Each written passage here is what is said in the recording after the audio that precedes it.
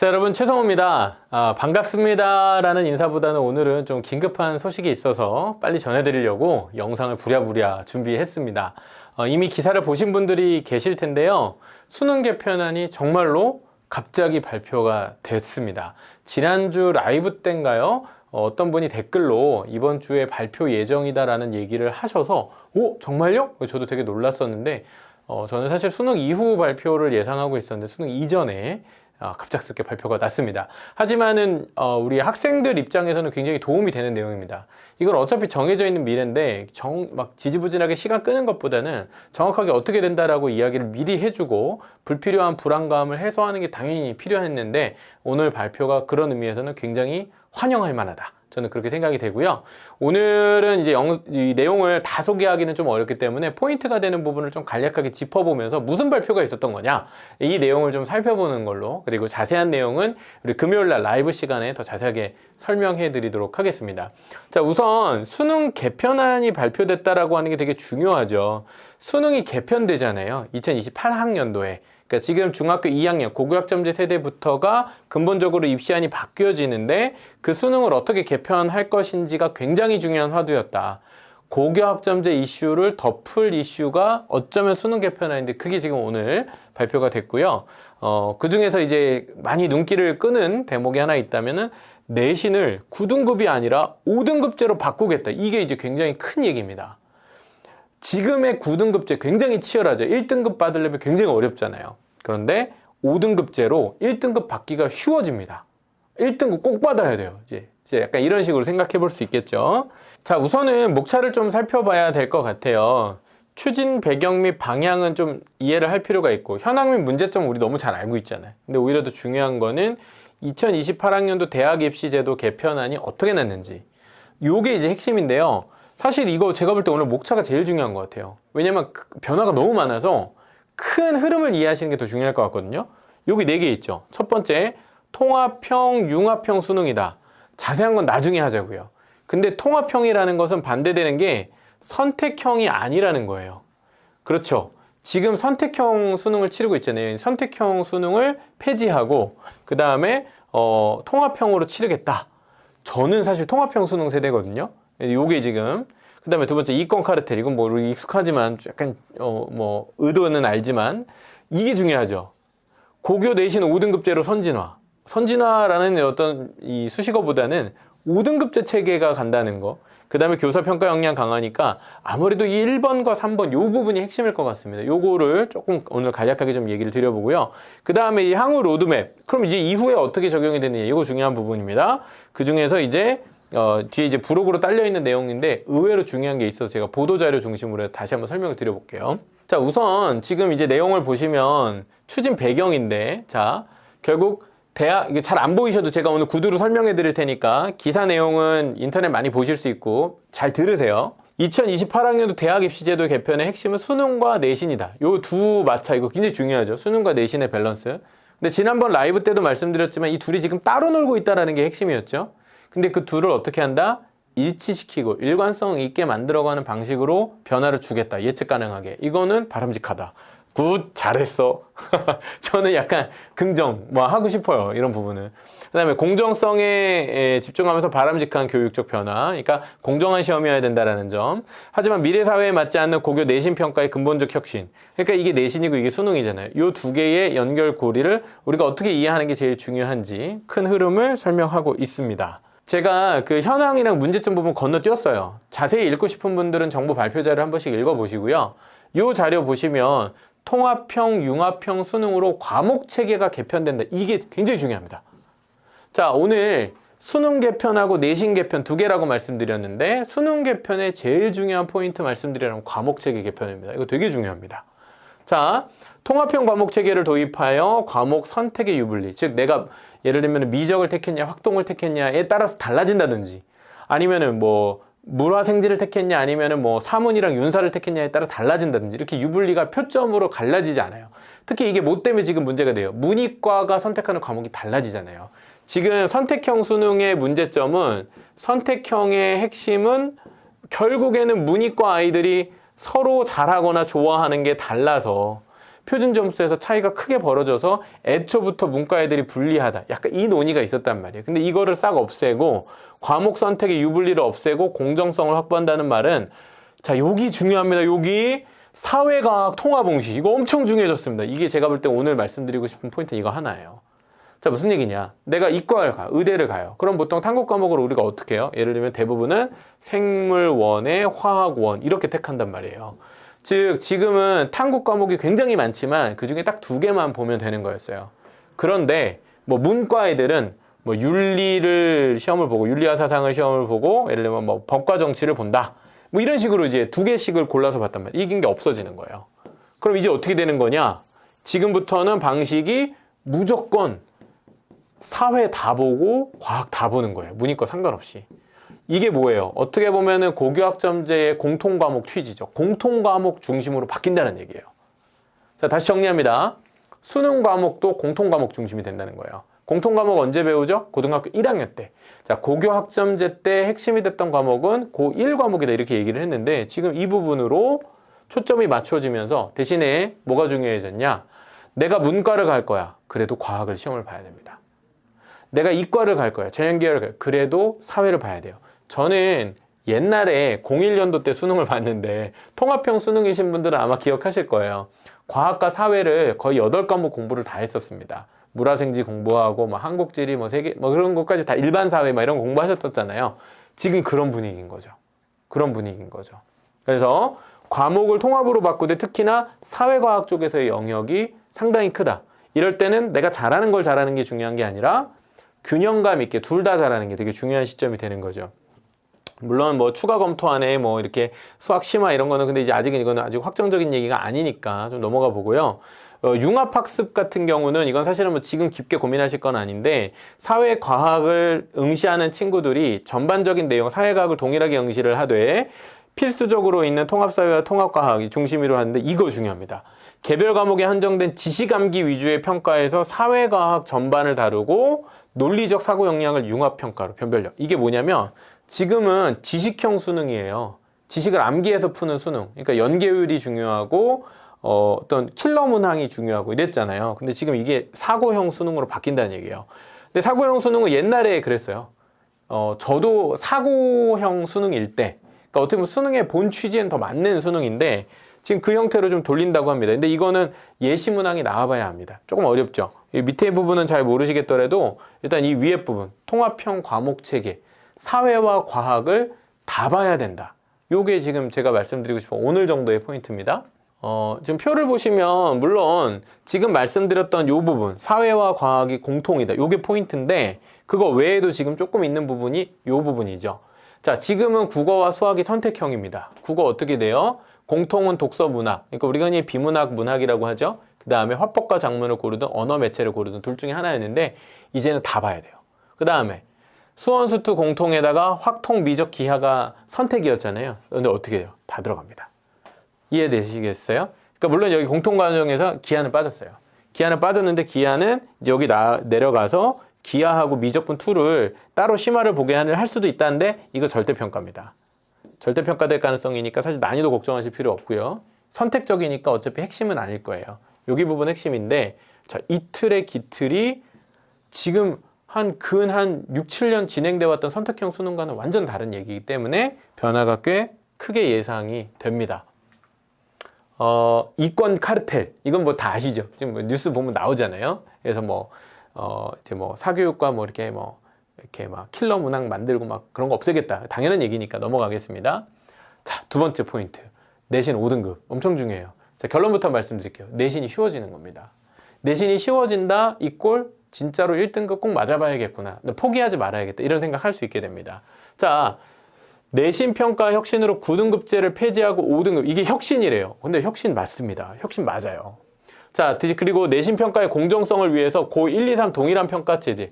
원래는 어떻게 했었어요? 고1은 상대평가, 고2, 3은 절대평가제. 그거 뒤집었습니다. 저도 이거 한참 설명했는데 이 영상도 다 쓸모없게 되겠네요. 자, 이제부터는 얘기가 달라졌습니다. 고1, 2, 3 다 똑같이 한대요. 근데 대신에 5등급이래요. 와, 이게 무슨 얘기일까? 상대평가를 유지한다는 거 아니야? 착각하시면 안 돼요. 이거 엄청 다른 겁니다. 자, 지금 현재 9등급제는요. 자, 알려드릴게요. 1등급 4%, 2등급 7%, 합쳐서 누적 뭐예요? 11%.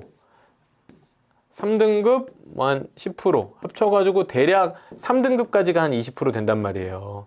요거를 우리가 보통 상위권 정도라고 얘기할 수 있는 비중이었어요. 그런데 5등급제가 되면은요, 5등급제 여기 나와 있는데 1등급이 10%예요. 이게 10%로 바뀌는 거고요. 2등급이 24%. 와, 이 게임 끝났네? 누적이 여기가 34%가 나왔어요. 무슨 얘기입니까? 여간하면 10%까지는 다 1등급 받는다는 거예요. 그럼 내신의 변별은 낮아지겠죠. 변별이 없습니까? 아니요, 있어요. 변별은 하되 완화된다는 거예요. 따라서 최상위권, 극상위권 이런 경쟁보다는 상위권이 어느 정도 돼볼만 하다면 이거 굉장히 중요합니다. 그리고 2, 3까지 대신에 유지하는 형태로 갔기 때문에 완화된 형태의 상대평가를 유지함으로써 변별을 유지하는 구도, 요 방식을 이어가는데, 이렇게 되면 장점이 뭡니까? 고 2, 3 때 자퇴하고 학교에서 이탈해가는 경우는 막을 수 있어요. 학교 운영의 파행을 막을 수 있어요. 저는 이것도 그래서 긍정합니다. 좋아요. 이렇게 되면, 그러니까 아예 절대평가를 다 바꾸든지 아예 다 상대평가를 하든지 하지 않으면 1학년 때만 상대평가하고 나머지 2, 3학년 절대평가하면 1학년만 죽어라 하고 2, 3학년 때 완전 손 놔버리는데, 그래서 그 제도가 문제가 있었는데 지금 오히려 전체로 확산시키되 경쟁의 구간을 완화한다. 심지어는 3등급이 32%, 누적 66입니다. 자, 분포치로 봤었을 때 60% 넘어가는 비중은요, 사실상은 실질적 대학 범주에 들어가는 친구들이 대부분 3등급 이내 다 맞는다는 얘기예요. 대학 가려고 작정하면은 4등급, 5등급이 없어요. 3등급 내에 거의 다 들어갈 거예요. 이렇게 되면 지금 3등급이랑 그때 3등급은 얘기가 다르고요. 지금 1등급과 그때 1등급 얘기가 달라집니다. 올 1등급이 상당히 많아진다는 얘기예요. 그러면 최상위권 변별은 내신만으로 어려워지겠죠.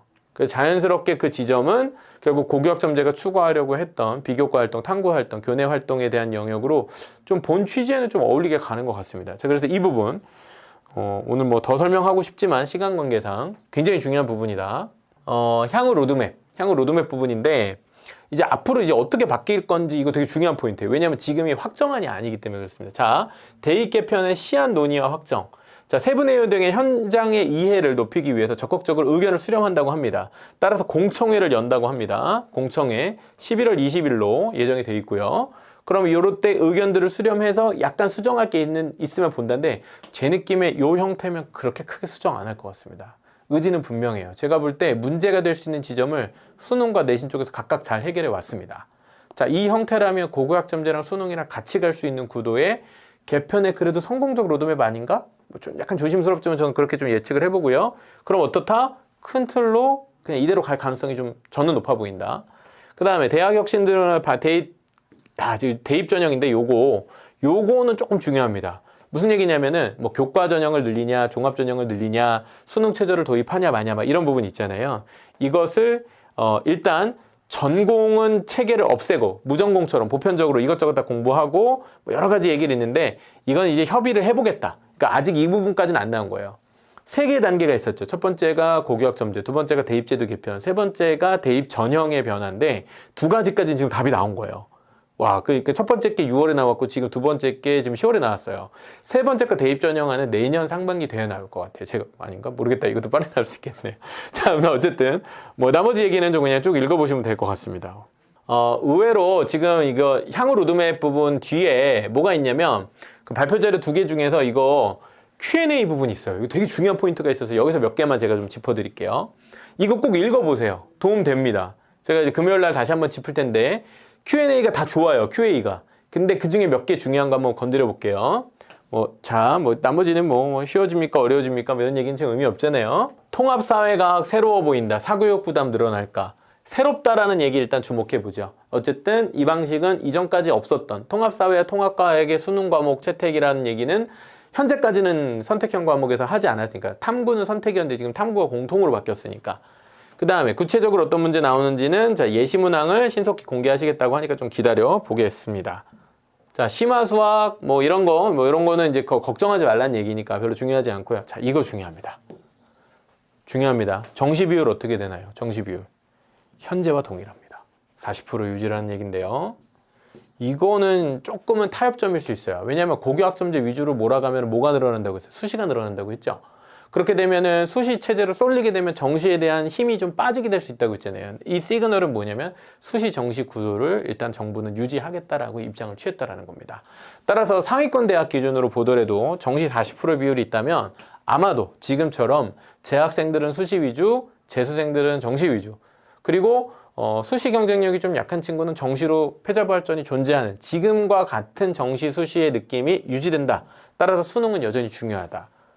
이런 패턴이 좀 있고요. 수능을 자격고사로 전환하자는 의견 어떻게 한다? 안정과 공정성이 중요하므로 신중하게 봐야 된다. 가능성이 높지 않다는 겁니다. 수능의 자격고사화는 시키지 않겠다. 따라서 수능의 일몰제는 없다. 수능 자체는 유지하겠다. 손은 보겠지만 이렇게 가고 있는 것 같습니다. 자, 그거 내신 평가 방식 바꾸는 이유 굉장히 중요하죠.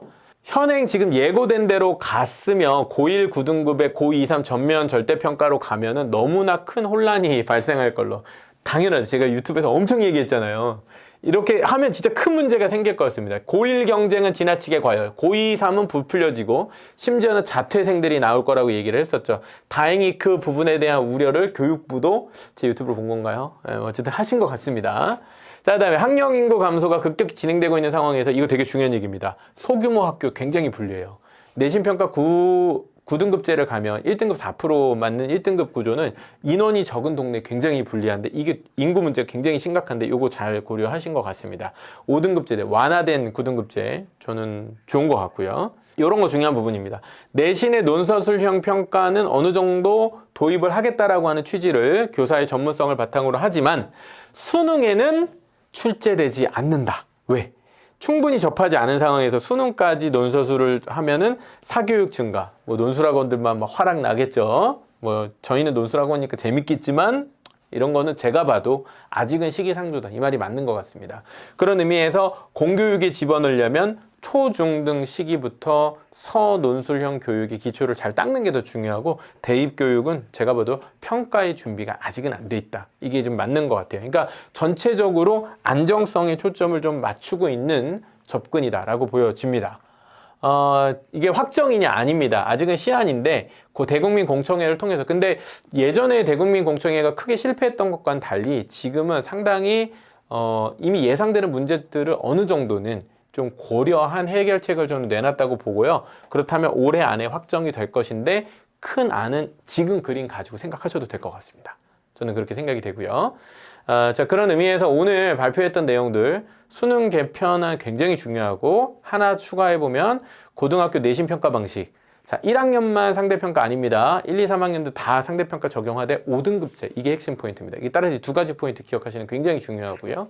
많은 큰 변화입니다. 이번 주에 그래서 아무래도 심층 분석을 조금 해봐야 될 것 같고요. 저도 이제 공부할 거 생겨서 재밌네요. 그래서 이번 주 라이브는 아무래도 이거 다뤄야겠죠. 심층 분석 쪽으로 가서 시나리오를 좀 그려보고 그럼 이제 이것이 의미하는 바, 어떻게 대응하는 게 좋겠는지 포커스를 두고 조금 분석하는 라이브를 이번 주 금요일 날 진행하려고 합니다. 또 같이 고민하면서 생각해 주시고 재밌네요. 한국 교육 진짜 너무 재밌는 것 같아요. 그죠? 축구 막 전반전 후반전 보는 것처럼 엎치락뒤치락 하는데 저는 어쨌든 지금의 변화 방향을 긍정적으로 봅니다. 고교학점제 본 취지에 좀 더 부합하는 형태의 내신 평가 방식이 나왔고요. 그리고 수능 제도가 고교학점제와 따로 놀지 않게 같이 공부할 수 있도록 그래서 아이들이 일관성 있게 혹은 효율적으로 수능 대비도 할 수 있게끔 어느 정도의 절충안을 찾아낸 것 같다라는 느낌을 받습니다. 고민 많이 한 것 같고요. 자, 그래서 자세한 내용들은 우리 금요일날 라이브 때 뵙도록 하겠습니다. 변화의 방향을 계속해서 같이 좀 추적해 가시면서 아직 닥쳐오진 않았지만 미래를 잘 대비하실 수 있는 여러분 되시기를 응원드리고요. 다음 라이브 때 찾아뵙도록 하겠습니다. 감사합니다.